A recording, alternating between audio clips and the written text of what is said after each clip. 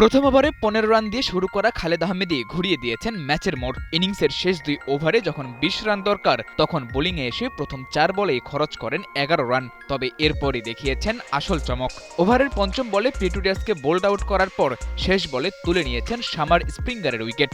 আর শেষ ওভারের প্রথম বলে আজমতুল্লাহ ওমরজাই ডেভিড উইজকে বোল্ড করলে নিশ্চিত হয় রংপুরের প্রথম জয়।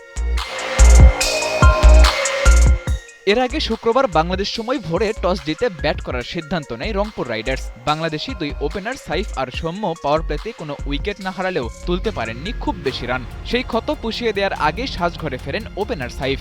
১ ওভার বাদে সৌম্যও ফিরেছেন প্যাভিলিয়নে। ব্যাট হাতে ৩৫ রান করলেও খরচ করেছেন ৩৬ বল। টি-২০-র সাথে যা বড্ড বেমানান।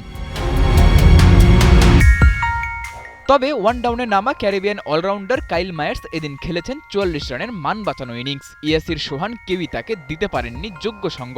শেষ দিকে ইফতেখার আহমেদের ৩৪ রানের ঝড়ো ইনিংসে ১৬২ রানের চ্যালেঞ্জিং পুঁজি পায় ডিফেন্ডিং চ্যাম্পিয়নরা।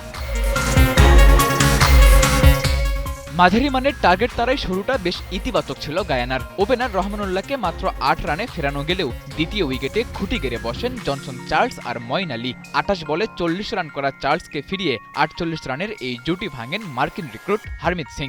আর ২৭ রান করা মঈন আলীকে আউট করেন তাবরেজ শামসি।